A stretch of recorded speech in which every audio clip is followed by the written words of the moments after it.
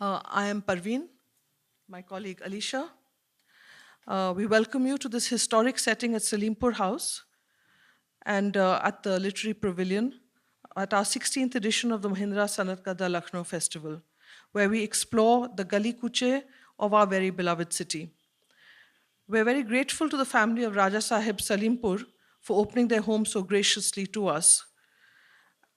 Some of you may know that Salimpur House is part of the larger Kaiserbagh complex, palace complex built by the last Nawab of Awadh, Wajid Ali Shah. And it was once replete with gardens, water bodies, and architectural follies. In 1865, Raja Nawab Ali Khan, the Talukidar of Salimpur, was awarded this portion of Kaiserbagh. And since then, the family has been living here. So it's a live monument, dividing their time between Salimpur and Lucknow. This year, as before, we dedicate our literary sessions to the memory of late Dr. Naseem Iqtidar Ali, who left us a few years ago. She mentored this festival from its very inception and encouraged us to excel. Adab, everybody. Welcome. Before we bring on the panelist, we have somebody very special who will introduce the panel first. We have Dr. Farah Osmani here with us. Dr. Farah Osmani has 25 years of experience in policy and programming leadership, focusing on women and girls at a global and national level. She has worked with the public sector, bilateral donors, and has been with the United Nations for 18 years now. Thank you very much, Alicia, and distinguished panelists, friends, ladies and gentlemen. It's indeed my really pleasure and privilege to be here this afternoon to celebrate the Mahindra Sanat Kada Festival and the Gali Kuche of Lucknow, as well as the handicrafts heritage of Uttar Pradesh. I would like to congratulate the Sanat Kada team for including this session and this discussion on looking at the way forward and the new ways of working for the craft sector, particularly in the context of the digital technology, in the context of looking at sustainability and also inclusion of artisans. It's very encouraging and important, and really kudos to all of you. My daughter last year invited me to a session in New York at a startup called Root Studio, which was set up by a friend of hers, a batchmate of hers from MIT. So in that session, what Root Studio did, what I learned from that session was that they were digitalizing creative community in different countries of the world, the creative artwork, and putting the intellectual property rights and licensing them. So it was in China and others, but the one that caught interest for me was from Gond in Madhya Pradesh. So what they did was each Gond artist there had their name on that digital, the prints that we saw. And what was that there was no external direction. The person made indigenously what they felt. They were not told, okay, like global ke liye aisa karo and all. So each and every artwork by the Gond artist from Madhya Pradesh, this village in Madhya Pradesh, was there. And then they digitalized it, and then they were helping and facilitating for companies in the US to buy those designs. And the examples that we saw was Patagonia bought a Gond design for their jacket. Now, Patagonia is like, the company. So it had this on the design. Then Starbucks bought the Gond design for their promotional products, including their cups, etc.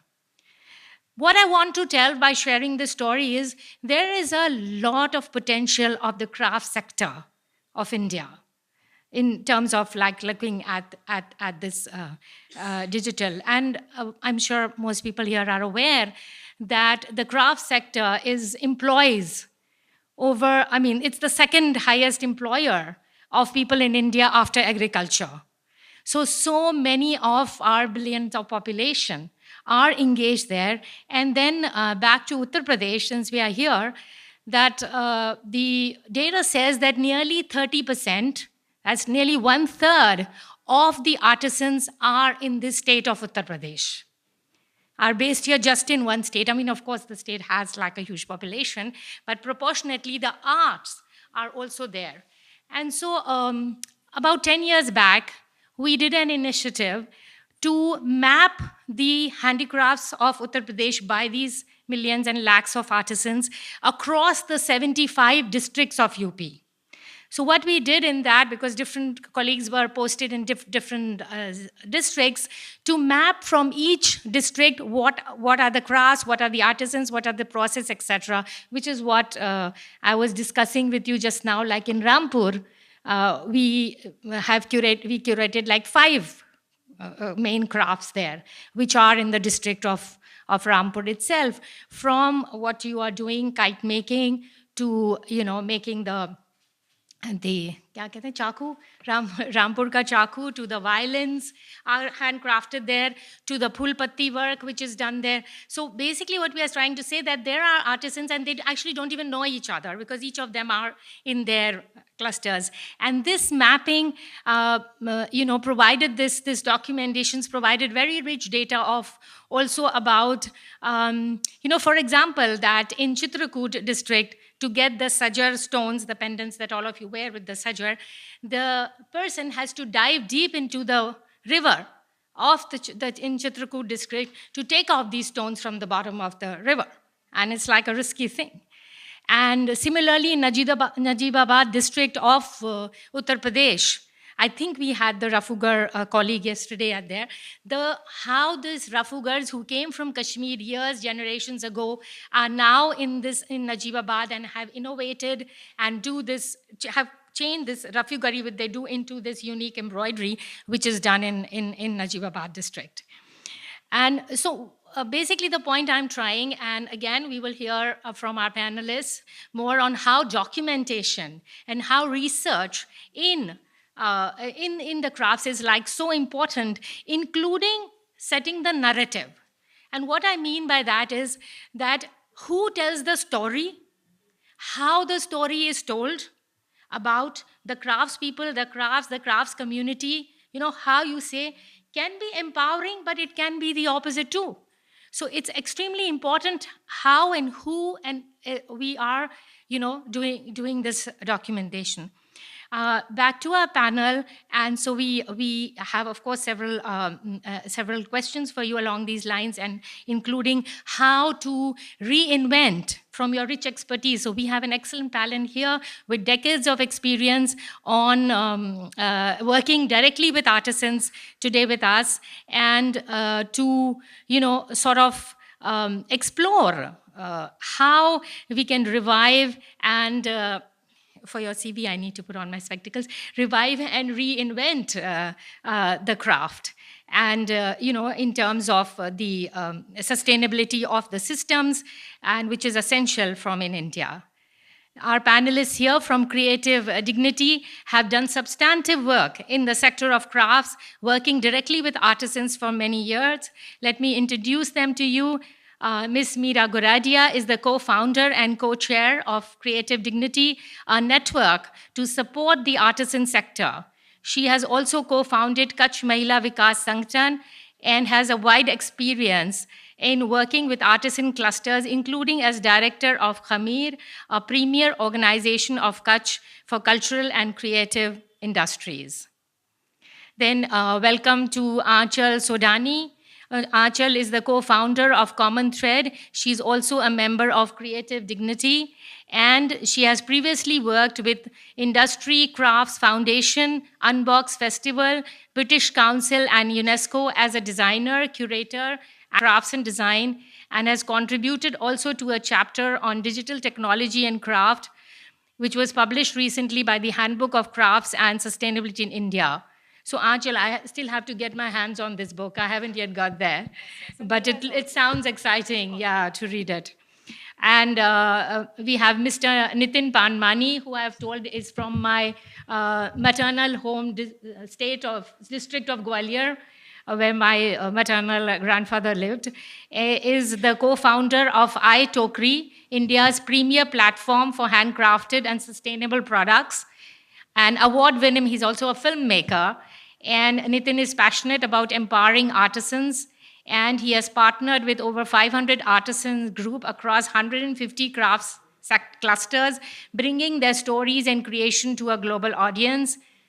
Nitin blends his love for storytelling with his mission to preserve traditions, promote sustainability, and create meaningful livelihoods. Let me end with a note to say, in our interviews with the artisans for our 100 handicrafts project, as well as this Phulpatti artisan work that we did, but this is pre-COVID, like a decade ago, we found that many gifted artisans were leaving and in the interviews, and they were even going to become like rickshaw pullers and all. And then these Phulpatti artisans that we interviewed, the women, they said, we don't want our daughter to take up this profession, like clearly. So the point I'm making that for us, and we hope that your creative platform and the discussions in this panel and the festival will provide new points of departure and innovative ways and partnership to sustain the economy of crafts and handloom sector in India. And let me hand it over now to the panel. Thank you. And yeah, I'm sorry. So of course, I mentioned Mr. Mia from Rampur earlier, and Chavez. So Chavez is an artisan working on kite making. And like I mentioned earlier, Rampur has several crafts. And I just actually learned that while kite making is there in other districts too, like Bareilly, Rampur has the biggest setup of kites. And in there, which he is leading. So thank you for joining, Chavez. And over to you in the panel. Good afternoon thank you कि आप सब यहाँ हैं क्योंकि काफ़ी गर्मी है बाहर so we were also wondering कि कितने लोग आएंगे but we seem to have a housefull so thank you for being here मेरा नाम आंचल है we will do this session in a mixture of English and Hindi so that सबको समझ में आए और हम सब भी कंफर्टेबली बोल सकें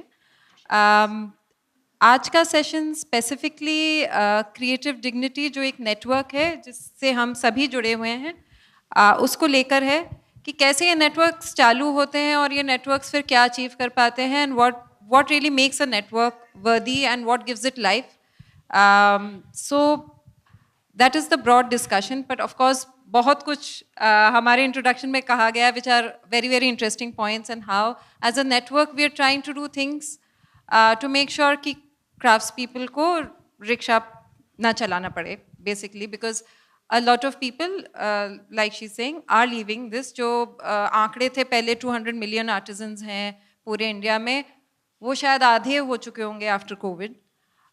So क्या करना चाहिए और कैसे करना चाहिए और हम लोग क्या दिशाएं ले रहे हैं trying to make the sector a successful and a thriving one. So we will cover all of that.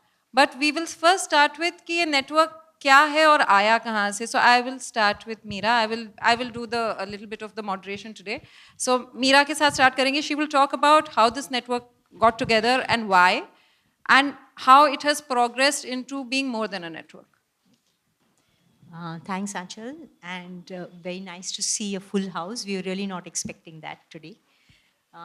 तो ये हमारा जो नेटवर्क है क्रिएटिव डिग्निटी वो बहुत ही जैसे एक स्वयंभू तरीके से पैदा हुआ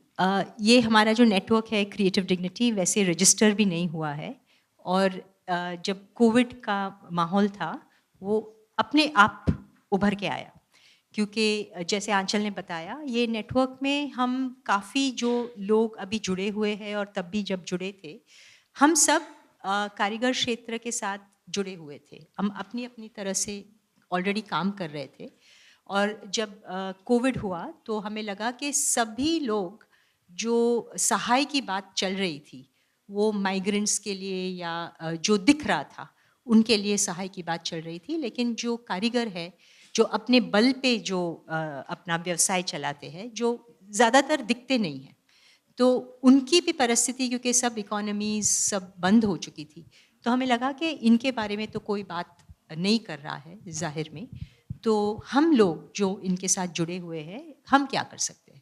और इस माहौल में हमारा नेटवर्क उत्पन्न हुआ, और 2 साल में हमने ज़्यादातर जो काम किया वो सहाय पहुंचाने का था। लेकिन सिर्फ सहाय नहीं, क्योंकि जो हमारे कारीगर मित्र थे सब बहुत खुद गर्ज भी थे। उन्होंने कहा कि हमें आप सिर्फ सहाय कब तक देंगे, हमारे स्टॉक्स है, हमारी बिक्री बंद हो गई है, आप ये हमें इस पे आप ध्यान दीजिए। तो तब डिजिटल का जो हमारे पे एक पहाड़ के जैसे बरसा, वो हमारे कारीगर मित्र ज़्यादातर प्रिपेयर्ड नहीं थे डिजिटल क्षेत्र में बेचने के लिए या डिजिटल क्षेत्र के साथ एंगेज करने के लिए। तो फिर हम लोग ने एक पूरी ऑनलाइन रिमोटली डिज़ाइन स्टूडेंट्स के साथ एक पूरी डिजिटल ट्रेनिंग का एक अभियान चलाया, और उसके रिजल्ट्स बहुत ही अच्छे आए। उसके बाद पूरी एक डिजिटल सेलिंग कैंपेन चलाई, जिसमें आई टोकरी एक पार्टनर थी, और कुछ ही 6 महीने के अंदर मेरे ख्याल से ऑलमोस्ट 6 करोड़ जितना जो कारीगर मित्र के जो स्टॉक्स बढ़ गए थे कोविड के दरमियान, वो हम बेच पाए डिजिटली। तो ऐसे करते करते 2 साल निकल गए कोविड के, और फिर 2 साल के बाद हमारे सामने एक प्रश्न था कि अभी हम कंटिन्यू करें, अभी तो कोविड इतना काबू में आ गया है, तो हम कंटिन्यू करें या क्या करें। और सब हमारे जो मेंबर्स थे, सबको लगा कि ये पहली बार ऐसा हो रहा है कि सब लोग साथ में काम कर रहे हैं। जैसे एक आई टोकरी जैसी मार्केट प्लेस, आंचल जो क्षेत्र में जुड़ी हुई है, डिज़ाइनर्स, दूसरे ग्रुप्स, आर्टिजन्स, तो हमें लगा कि ये कुछ इसमें एक अनोखी चीज़ हो रही है और हमें इसको कायम रखना चाहिए। तो then we decided to continue, लेकिन अभी तक हमने रजिस्ट्रेशन नहीं किया है। जस्ट टू अंडरस्टैंड कि हमने जब चालू किया था तो इट वाज हमें करना ही था, क्योंकि अदरवाइज हमें लग रहा था कि क्राफ्ट्स के मतलब it was a crisis situation, urgency थी इस बात की कि if we don't do this now we all stand to lose out, because all of us were somehow connected to it. We were building our businesses, our lives based on, you know, crafts tradition. So it was our responsibility. So that is how we all got together. और बहुत तरीके के लोग थे जिन लोगों ने अलग अलग रोल्स, मतलब we were doing relief work, कोई कम्युनिकेशन देख रहा था, कोई कौन वहाँ जाके करेगा। तो every state we found people who will कि आप ग्राउंड पे जाके देखिए किसको क्या ज़रूरत है। तो राशन पहुँचाना was the basic thing, but then looking at stocks, looking at you know how to do it, and काफ़ी सारा फंड रेजिंग भी किया गया था उस टाइम। तो I think we raised around 2.5 crores. 2.5 crores, and we made sure that if anybody reached out to us, we did a medical helpline. We tried in different ways, जो जैसे भी resources होते थे, to try and make sure that the sector, if they reach out to us, कि किसी ने अगर हमको फ़ोन करके बोला, हम एक कोविड हेल्पलाइन भी चला रहे थे कि अगर किसी आर्टिजन को चाहिए। और आई रिमेंबर तब माधवी जी के साथ भी, जो सनत कड़ा जिन्होंने स्टार्ट किया है, कि हम ये बात कर रहे थे कि कल को हमें भी नहीं पता कि हमें मिलेगा या नहीं मिलेगा हॉस्पिटल में बेड, पर एटलीस्ट हमें इफ समबडी रीचेज आउट, उन्हें बात करने के लिए हमें होना चाहिए, you know, we should be there. So काफ़ी सारा हमने वो काम किया। But you know what happens after a crisis, जब इतनी अर्जेंसी नहीं थी, काफ़ी सारे लोग जब डिजिटल से जुड़ गए थे एंड दे वर सेइंग कि बट यू नो अब तो हमारी दुकानें खुल गई हैं या हमें ऑर्डर्स वापस मिल गए, now we don't need this. But they we realize कि बहुत सारे गैप्स हैं, मतलब जो पहले भी we probably knew but we weren't doing enough about it. But I think the strength in numbers. So what is our strength of numbers now, Meera? Yeah. I think what I really realized in those 2 years was कि भले we were all हम अलग अलग बिखरे हुए थे, और ज़्यादातर ऐसा माना जाता है कि ये जो informal economy है, it is you know, the producers are micro producers, they are all working in isolation. But what we realized कि बहुत आसानी से within a period of 2-3 1 या 2 महीने के अंदर हमने contacts across all the states, कोई किसी को जानता था, वो किसी और को जानता था। तो जिस तरह से पूरी नेटवर्क बनी, ऐसा लगा कि इंडिया में जो हमारे संबंध है और जो वर्ड ऑफ माउथ से जो कनेक्शन होता है, वो अभी भी कायम है। तो we were able to reach almost in the last 2-3 years, हमने जो भी काम किया है, we were able to reach during COVID itself almost about 10 to 15,000 families, जिसको हमने सहाय दिया। फिर उसके बाद जो सेल्स हुआ, ट्रेनिंग्स हुई उसके बाद, सो टोटली आज की तारीख में ऑलमोस्ट 39,000 आर्टिजन्स को हम पहुंच पाए हैं। और जो अलग अलग मेंबर्स जो अलग स्टेट से, थैंक यू, अलग स्टेट से जो जुड़े हुए हैं हमारे साथ, we have almost more than 400 members across India. तो मैं आपसे पूछती हूँ कि बहुत ऑर्गेनाइज नहीं है craft sector, we all know it's unorganised, अकेले लोग अपना अपना काम चला रहे होते हैं। तो क्या नेटवर्क्स आपके पास हैं? मतलब आप भूल जाइए कि क्रिएटिव डिग्निटी एक नेटवर्क आया है, वो तो अभी आया है, पर अदरवाइज आपके क्या नेटवर्क्स होंगे? आप किस से जाएंगे? मतलब क्या आप समझते हैं कि आपका क्या है? What are the networks that you belong to? सबसे तो ये है कि एग्जीबिशन है मेन, एग्जीबिशन है, इससे ही हमारा रहता है, ज़्यादा एग्जीबिशन करते हैं हम। हाँ, सो और कोई- एग्जीबिशन में टिपिकली वही लोग मिलते हैं, तो अच्छा। आपका एक वो बन जाता है, एक साथ बन जाता है, जी। That becomes your network. तो एक को कोई अपॉर्चुनिटी मिली तो दूसरे को बताते हैं, ये आप धीरे धीरे ऐसे नेटवर्क बनते हैं। जी हाँ, हाँ, तो एक दूसरे से हमारा नेटवर्क बनता है ना। हम किसी, जैसे कि किसी एग्जीबिशन में हम गए वहाँ पर, तो वो एक दूसरे से हम बात करते हैं, तो आप कहाँ से आए, किसकी थ्रू एग्जीबिशन में आए, तो एक दूसरे से कांटेक्ट बनता है। तो फिर हम भी दूसरे से कांटेक्ट करते हैं कि एग्जीबिशन के लिए कि हमें भी मिले। तो so I will come to Nitin also कि एक market place becomes a very very important place to build networks. और जब कोविड के टाइम पे स्पेशली वो इंटरफेस ही चला गया था, सो तब अकेलापन और ये हो गया था, यू वर आइसोलेटेड, ना आपके मार्केट प्लेस थे, ना आप कहीं नए कस्टमर से मिल रहे थे, ना साथियों से मिल रहे थे। So now I will come to Nitin and the role of a digital market place and also why this network is therefore unique. See, you have asked a very prominent question. I think जो network है ना, वो अपने आप में आप craft, जैसे ये इनसे भी शायद से हम पूछ रहे थे, तो इन्हें भी नहीं पता कि नेटवर्क क्राफ्ट का कहाँ है। आप उनकी बातों में आपको झलकेगा। उनके लिए क्या है कि हम एग्जीबिशन में गए, वहाँ कुछ लोग मिले, तो वो उतना ही है ये नेटवर्क। क्योंकि craft sector as an industry कभी भी कोई रिकॉग्निशन आज गवर्नमेंट भी नहीं करती है। वो there is no centralised industry recognition of this sector. It's a very scattered, decentralised and very I would say local cultural embedded है हमारी सोसाइटी के अंदर। वो कोई इंडस्ट्री की तरह, एक प्रोडक्शन ओरिएंटेड सेटअप की तरह कभी रहा है ही नहीं है। तो इसलिए इसका कोई इस तरह का नेटवर्क भी नहीं है। आप अगर शू मैन्युफैक्चरर्स के ग्रुप से मिलेंगे तो आपको उनका एक ऐसा एक ट्रेड बॉडी मिलेगी जो ऑर्गेनाइज्ड है, जहाँ पूरे देश भर के शू मैन्युफैक्चरर्स हैं। या अगर आप सूरत वगैरह जाएं तो टेक्सटाइल है, तो उनकी भी ऐसी यूनियंस हैं, ग्रुप्स हैं, नेटवर्क है, जहाँ पे वो आपस में सारा ऑर्गेनाइज होते हैं। बट क्राफ्ट में अगर आप देखें तो ऑल ओवर इंडिया इस तरह से कोई भी ऑर्गेनाइज्ड और कोई भी सेंट्रलाइज कोई ऐसा नेटवर्क नहीं है जहाँ जाकर के आप फेलो क्रिएटर से या आपके साथ जो काम करने वाले लोग हैं या इस दुनिया के जो लोग हैं उन लोगों के में क्या क्या चल रहा है, ऐसी कोई एक जगह नहीं है जहाँ आप जा सकें। बट कोविड के दौरान जब सीडी इनिशिएट हुआ तो उसका इनिशियल जो कॉन्सेप्ट और आइडिया पे हम लोगों ने जो ये शुरू करा, तो वो जो एक गैप था जो आई थिंक बहुत लंबे समय से ही आइडेंटिफाई तो होता ही रहा था। बट नेटवर्क की खासियत हमेशा से ये होती है, मैं सुबह ही मीरा से डिस्कस कर रहा था कि वो क्राइसिस के समय ही निकल के आता है और क्राइसिस के समय ही किसी नेटवर्क की स्ट्रेंथ की टेस्टिंग भी होती है।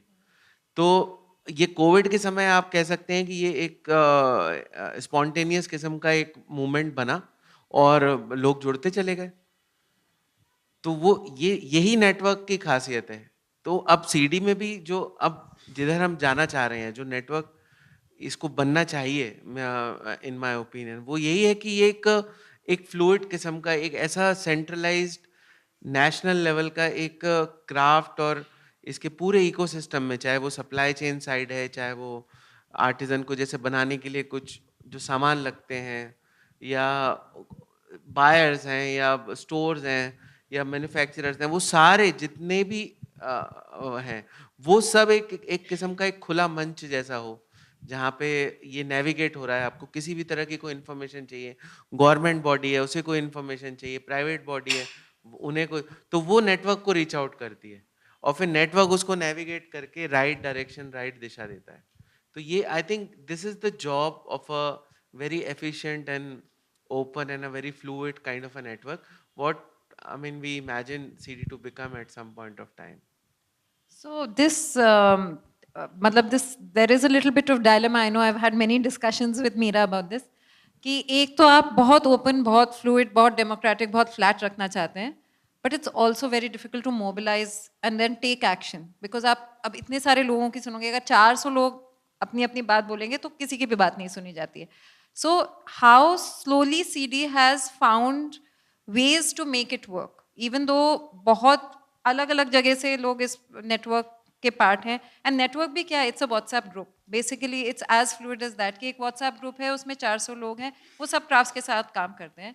नाउ ऑफ कोर्स कोविड से वो मिला था इम्पेटस कि हम लोग साथ में काम करेंगे and we won't lose that trust because we have a common गोल.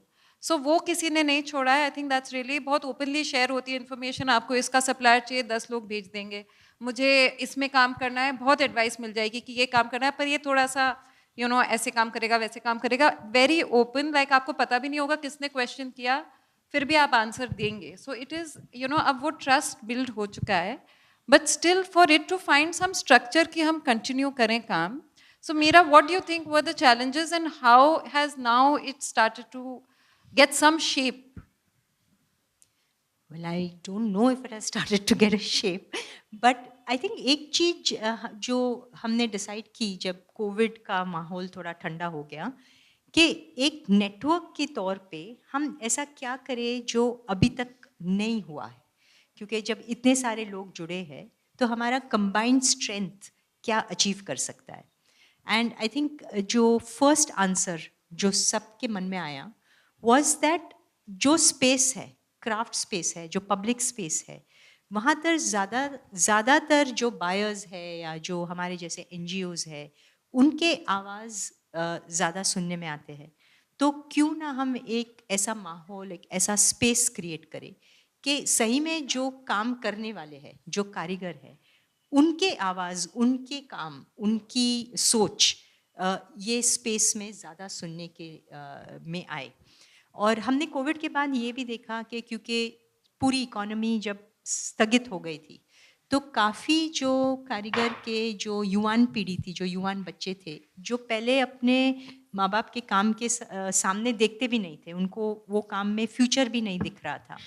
लेकिन जब सब कुछ बंद हो गया और ये पूरा डिजिटल का माहौल जब आया तो काफ़ी जो युवान पीढ़ी थी, उनकी दिलचस्पी एक तरह से जगी और उन्होंने एक वापस एक इच्छा दिखाई कि वो वापस ये काम में शायद जुड़ सकते हैं. तो हमने फिर वो नज़रिया रखा कि पहला हमारा लक्ष्य हम इसी पे करेंगे कि जो युवान इसमें वापस आना चाहते हैं, इसमें अपना करियर बनाना चाहते हैं, हम उनको प्रिपेयर करेंगे. और हम इस तरह से ट्रेनिंग्स डेवलप करें कि पूरी डिसेंट्रलाइज्ड हो, जो हमारे नेटवर्क का जो इथॉस है, माहौल है. क्योंकि हर कारीगर का बच्चा स्कूल में, डिज़ाइन स्कूल में नहीं जा सकता है.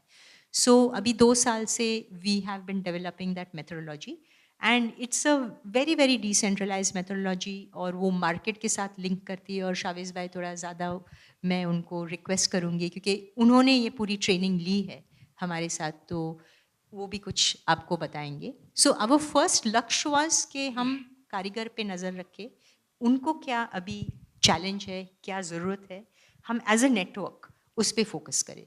फिर उससे अभी उभर के आया है कि now what do we do for the ecosystem. अभी हम सब साथ कैसे रहे. क्राइसिस में तो बहुत इजी था साथ में रहना, अच्छी तरह से काम करना, लेकिन अभी जब सब अपने धंधे पे लग गए, अपने काम पे लग गए, दूसरे नेटवर्क्स भी अभी निकल के आ रहे, तो how does everything connect? How do people do different things yet connect? How does CD remain like an organism where different parts all come together in sync? So I think these are some of our challenges, but we are still very careful that we don't want to get into too much structure. We want to stay light because in our 5 years, that's what we've done. We've responded to realities. When you get into institution building, वो response time थोड़ा slow हो जाता है.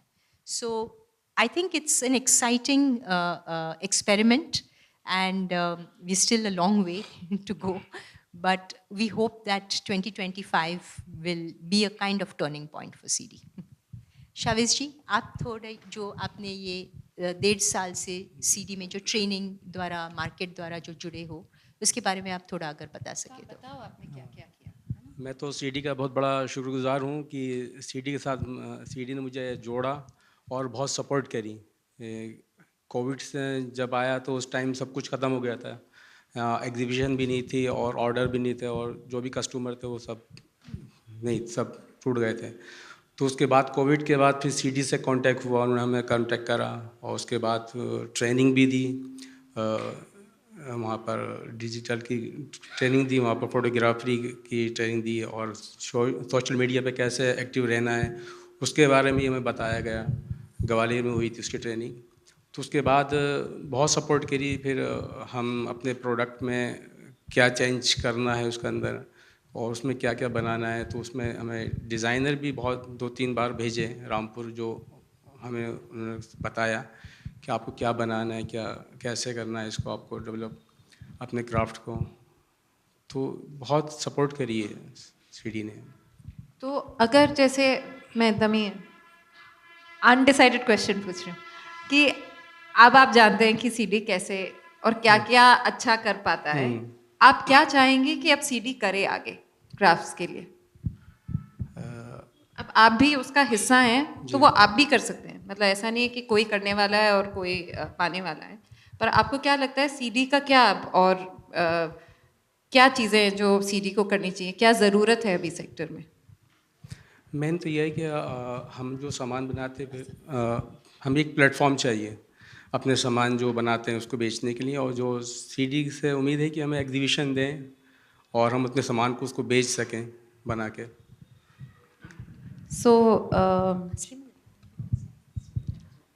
हाँ, तो अच्छा, तो आप स्पेसिफिकली बात करते हैं कि एक तो सोशल मीडिया की ट्रेनिंग थी, फिर जो डिज़ाइन ट्रेनिंग भी हुई, तो क्या किस तरह की डिज़ाइन ट्रेनिंग हुई, क्या प्रोडक्ट्स निकले और क्या क्या लगा आपको, क्या नया मिला जो पहले मिला था या नहीं मिला था?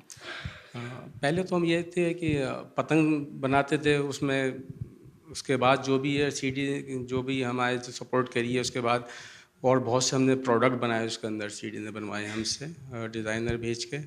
उसमें हमने लेम शेड भी बनाए उसके अंदर, गिफ्ट रैपिंग शीट बनाई उसके अंदर, और आपके एनवेलप्स बनाए जो बिल्कुल एक पतंग से अलग था बिल्कुल वो. तो उसमें हमें अच्छा एग्जीबिशन में अच्छी रिस्पांस मिला हमें उसमें, और एग्जीबिशन. तो अभी ये जो सब लोग हैं आपके स्टॉल पे आके देख सकते हैं ये सब जो नई चीज़ें बनी हैं? हाँ बिल्कुल. हाँ, तो बोलिए ना उनको आने के लिए. हाँ बिल्कुल, आप लोग आएँ और हमारे स्टॉल में जो भी प्रोडक्ट है आप उसको देखें और खरीदें, अच्छा लगे तो.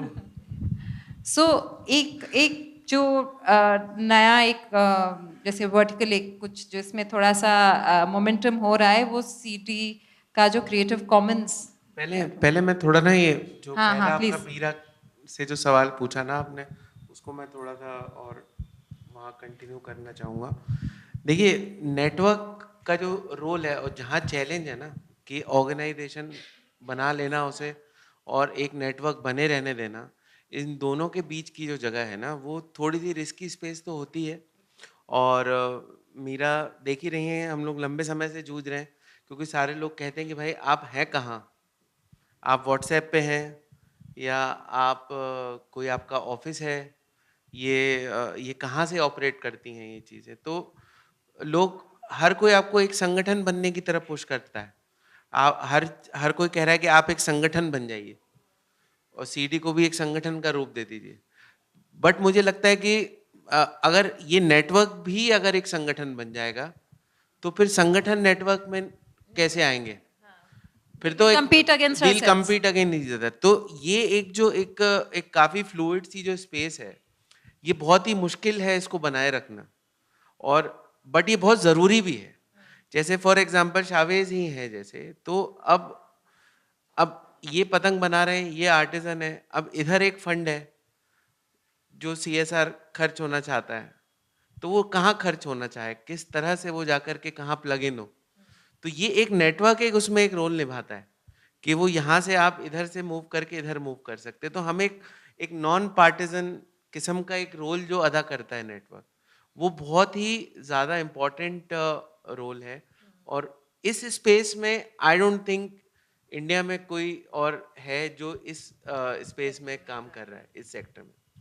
तो ये इसलिए बहुत मेरे लिए इम्पोर्टेंट रोल है। अब आप अगला वाला सवाल मेरा पूछें। क्वेश्चन है कि क्राफ्ट कॉमन्स में हम क्या करने की कोशिश कर रहे हैं और आपके क्या एम्बिशंस है उसमें, क्योंकि आप काफी मेन रोल अदा कर रहे हो। क्राफ्ट कॉमन्स वाला जो प्लेटफॉर्म है वो बेसिकली हम लोग उसको इस तरह से बिल्ड करना चाह रहे हैं क्रिएटिव डिग्निटी के साथ। क्रिएटिव डिग्निटी ही ये करना चाह रहा है कि जैसे जो इंफॉर्मेशन पूल अवेलेबल है सब तरह का, जैसे इंडिया में कहाँ आर्टिजन्स हैं, कहाँ क्लस्टर्स हैं, क्या बन रहा है, किस तरह के सामान बन रहे हैं, क्या सप्लाई चेन है जो आर्टिजन को रिक्वायर्ड है। जैसे आर्टिजन वुड का काम करता है तो वुड कहाँ मिलती है, कपड़े की सप्लाई तो कपड़े और रॉ मटेरियल कहाँ मिलता है, कलर्स तो कलर्स के कौन ट्रेडर्स हैं कहाँ।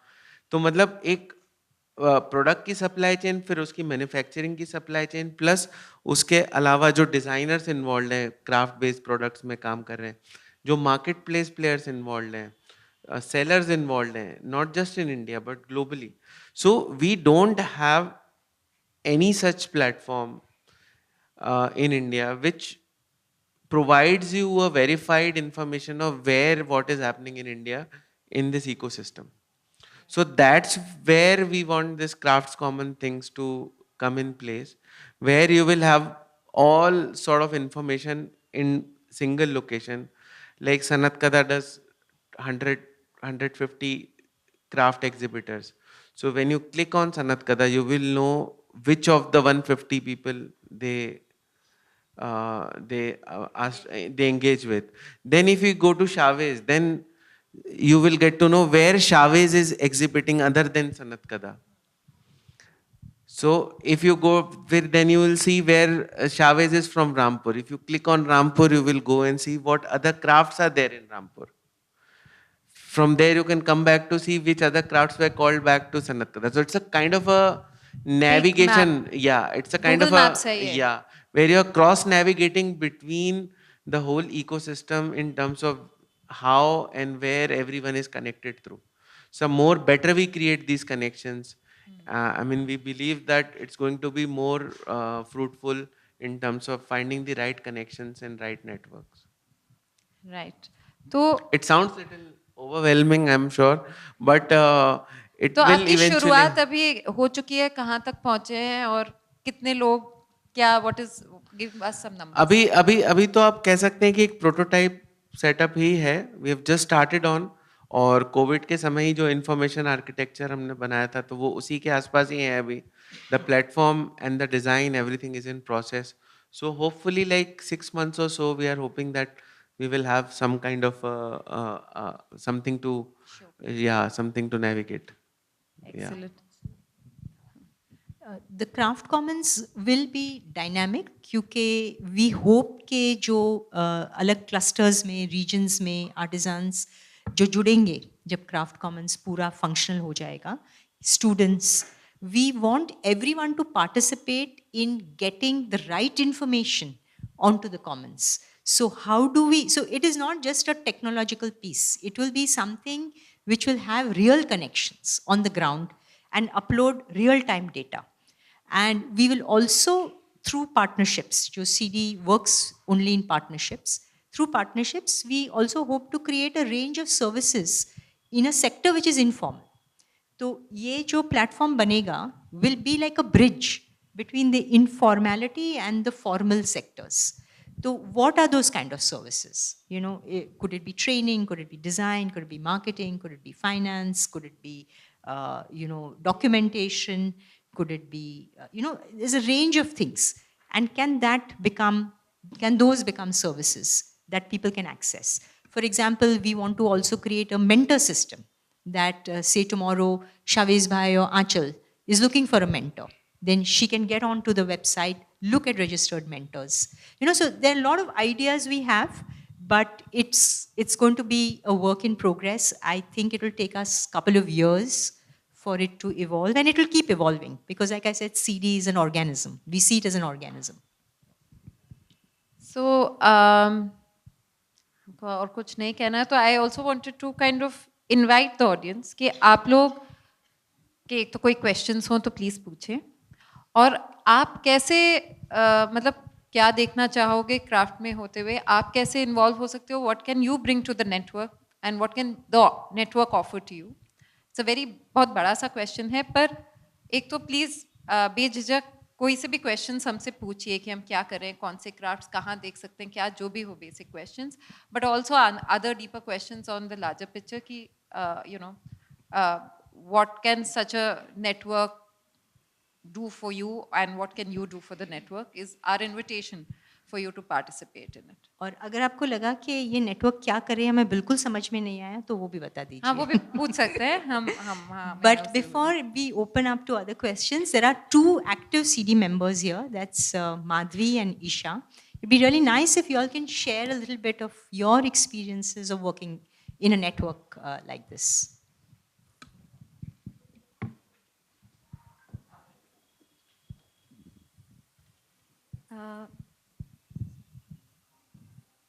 Am I audible?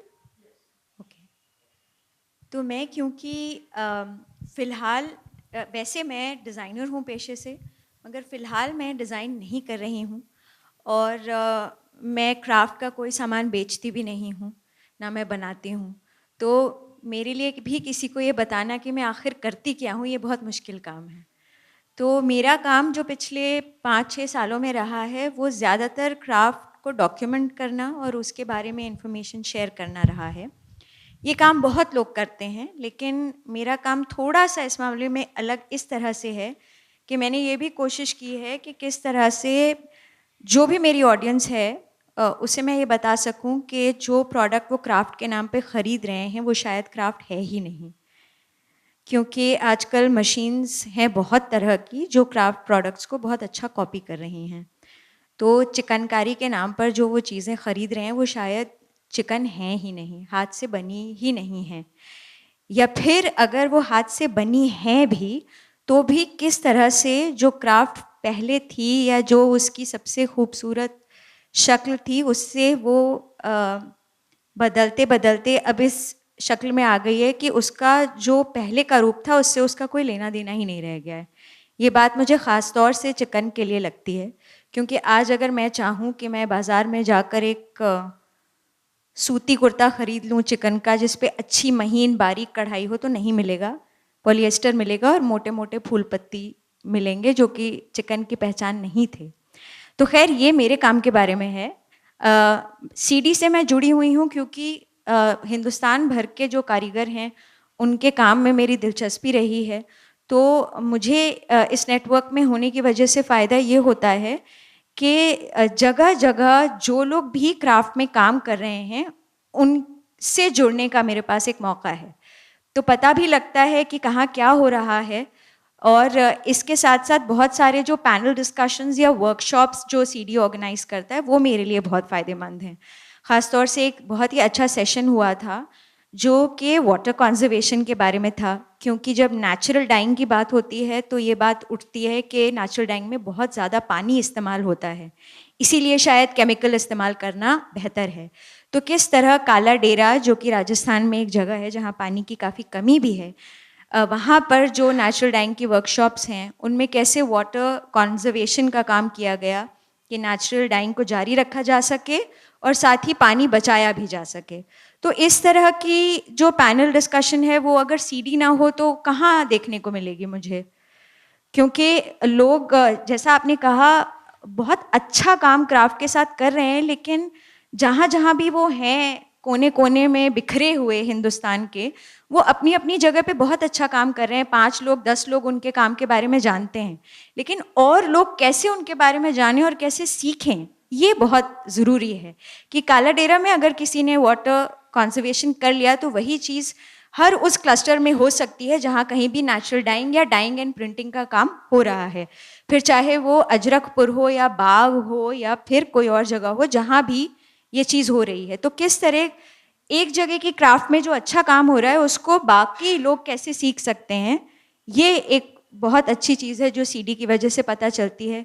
और अभी जो और भी सेशंस खास तौर से श्वेता श्री जी के साथ हुए, जिसमें कि इंटेलेक्चुअल प्रॉपर्टी राइट्स जो हैं उनके ऊपर जो बातचीत शुरू हुई है, वो भी एक बहुत ज़रूरी डिस्कशन है। और जैसा मैंने कहा, सीडी नहीं हो तो फिर इस तरह से इन डिस्कशंस से जुड़ पाना वो बहुत मुश्किल होगा।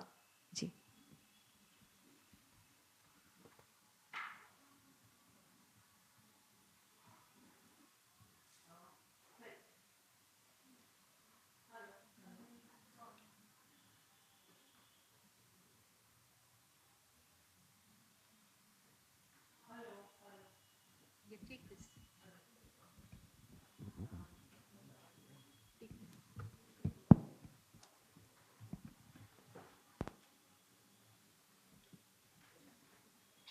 नगमा शुरू करेगी पहले।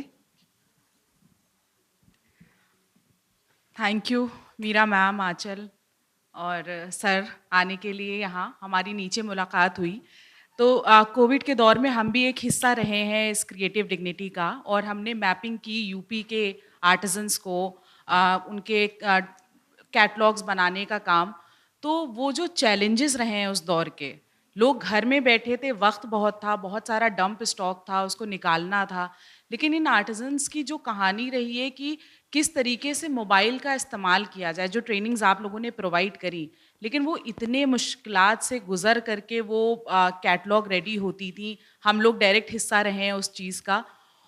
तो वो चैलेंजेस तो उस कोविड में और आप लोगों के मदद से वो गायब हो गए एक तरीके से। अब हर एक आर्टिज़न को मेरे ख्याल से मोबाइल का इस्तेमाल करना आ गया है। जब कोई फ़ोटोज़ मांगता है तो उन्हें मिलने लगी हैं। लेकिन इसके अलावा भी बहुत सारे चैलेंजेस होते थे, जैसे कि मेजरमेंट करना, किस तरीके का प्रोडक्ट को ठीक तरीके से पहुंचाना है, और वो मार्केट प्लेस मिलना जो उस टाइम पे भी चैलेंज था। उसके बाद में हमें उन आर्टिजन, जैसे शावेज से भी मेरी उसके बाद बात हुई, इन्होंने बताया कि बहुत बदलाव आया है, हमारा सामान अब काफ़ी निकलने लगा है, हमारे पास 2-3 ऑर्डर्स पड़े हुए हैं। बीच बीच में हमारी बात हुई, लेकिन उसके बाद में वो वापस से स्लो हो गया। वो अभी आपने मेंशन भी किया कि वो भागदौड़ की दुनिया में आकर के वो नेटवर्क कहीं लूज हो जाता है, तो उसको वो पकड़ के रखने के लिए और क्या करते रहना चाहिए जो वो बरकरार रहे, वो चेन टूटे ना। जो शुरुआत, जो जश्न उस टाइम पर मनाया गया कि वो एक बदलाव अचानक से देखने को मिला था, वो शायद उस 6 महीने में बहुत बदलाव आए थे, तो वो बदलाव धीरे धीरे कम होते जा रहे हैं। तो वो कड़ी टूटने लगी है वापस से। बस थोड़ा सा ही जोड़ूंगी। आई थिंक कुछ ऑफ कोर्स अपनी भी ये होती है कि हम भी थोड़ा सा उस कड़ी से बैक हो गए। एंड आई थिंक वही है कि इस चीज़ को वक्त निकालना, क्योंकि वक्त देना पड़ता है, चाहे आर्टिजन को भी। क्योंकि ये भी था, हमने मीटिंग शुरू की, आई मीन यूपी इतना एक्टिव नहीं हुआ इस बीच, मगर फिर लोग मीटिंग्स में नहीं आते थे क्योंकि अब वो ख़त्म। शुरुआत में तो सब बहुत ही ज़्यादा उसमें, पर आई थिंक कि आई मीन 2-3 चीज़ें हमको इंस्पायर भी हुई कि ये जो क्राफ्ट ख़त्म हो रहा है, इसको हम कैसे वापस लाएं।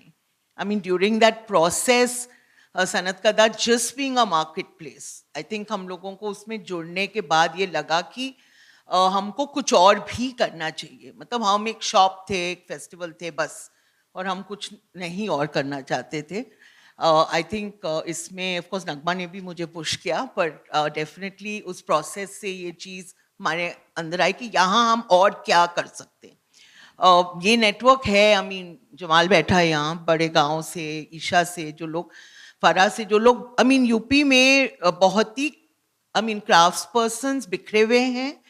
और मैं एक चीज़ कहूँगी कि जैसे एक नेटवर्क के सिलसिले में कि जो जैसे चिकनकारी एक क्राफ्ट है यूपी का, एंड आई थिंक जो आपने चैलेंज कहा, इतना कंपटीशन है, इतना भयंकर कंपटीशन है एक दूसरे से। I mean just high level, मतलब हर स्तर चिकनकारी बढ़ गया एज अ क्राफ्ट, मतलब लाइक अ सुनामी, और उसमें कोई नहीं शेयर करना चाहता।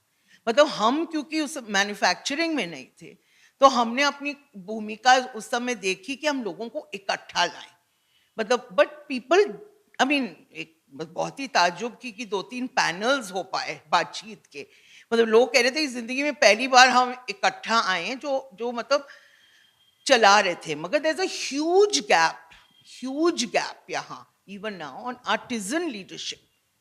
एंड आई थिंक सीडी में जब मतलब बीच बीच में मैं भी उन बातों में रही हूँ कि कैसे आर्टिजन्स उस लीडरशिप को लें, और हम कहाँ हैं, उनका नाम कहाँ है, just in because resource persons हम लोग बन जाते हैं।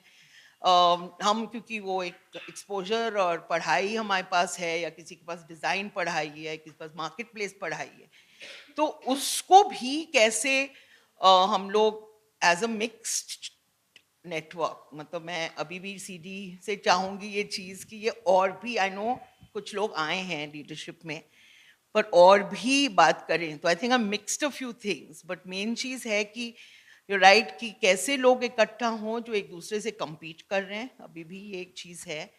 और शावेज जैसे बंदा जिसके पास एक कम्युनिटी है ही नहीं, मतलब दूसरी तरफ से, मतलब अभी भी लोग वो नहीं देखते कि हम कपड़ा कहीं से ले रहे हैं तो हम किसी और को ना बताएं हम कपड़ा कहाँ से ले रहे हैं, मतलब क्योंकि हम बता देंगे तो वो रेट जो हमको मिल रहा है।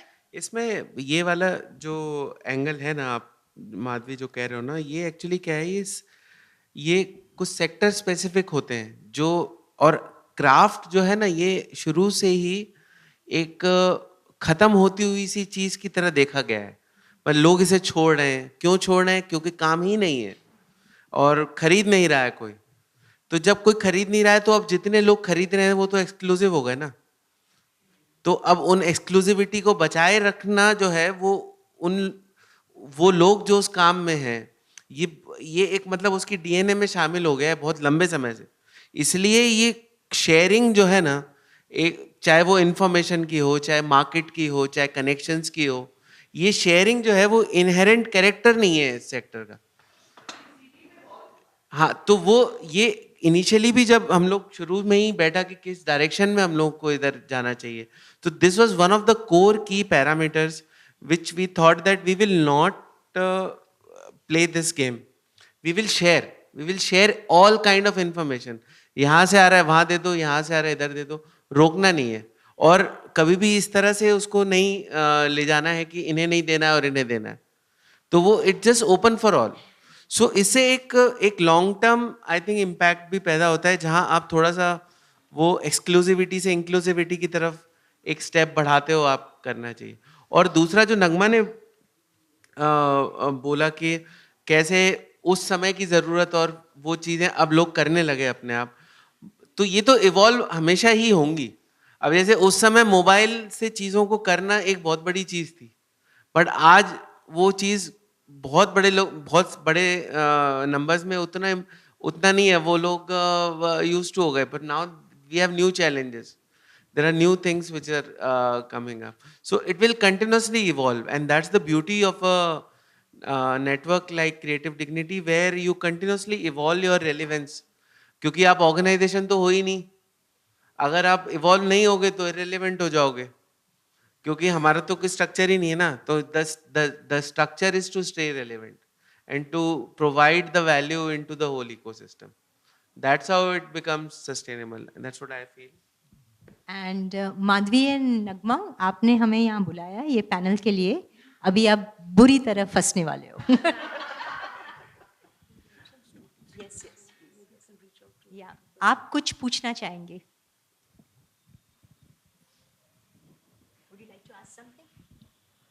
We have some students from design school. जो भी मन में आए.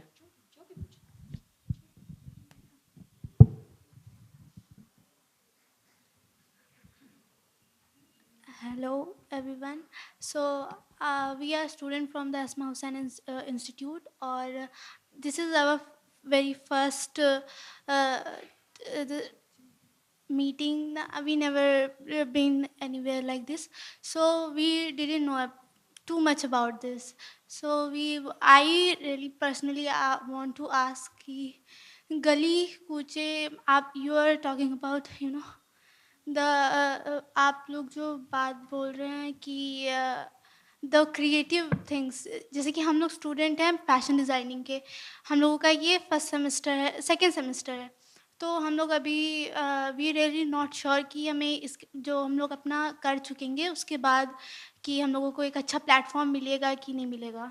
सो हम लोगों को मतलब हमें सही से पता नहीं कि हम इसके बाद कहाँ जाएंगे। So we want to know that your opinion about this.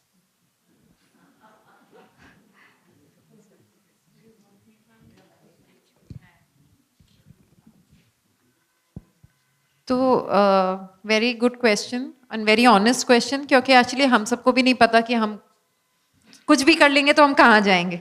हाँ, कोई भी नहीं कह सकता, पर सब करते हैं। मतलब आपको पढ़ना पड़ता है to find out your way, but the fact that you have chosen a creative direction for your career and the fact that you are curious, you are visiting, आप आए हमारी टॉक सुनी वगैरह, so hopefully all of those things will help you find a direction.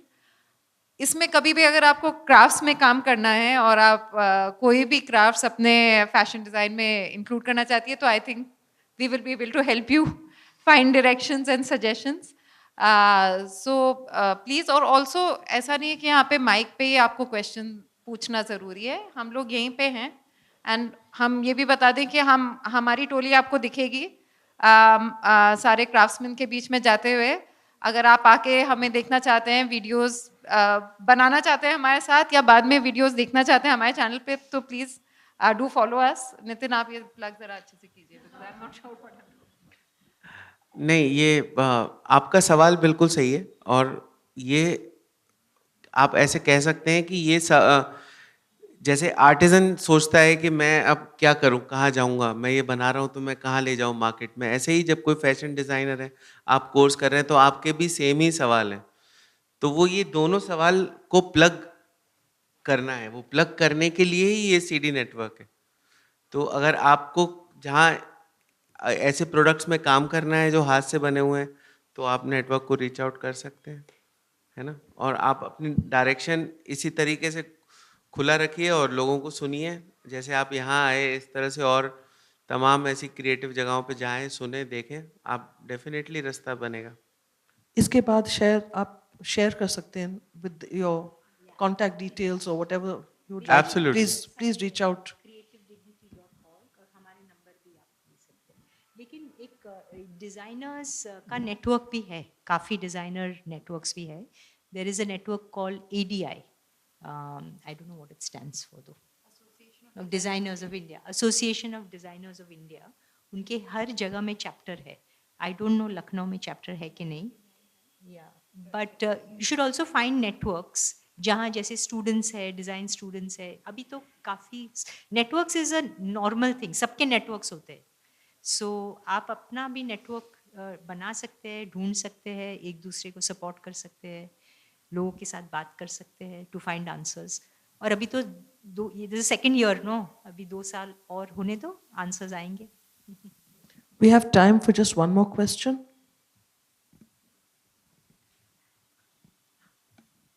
Any more questions?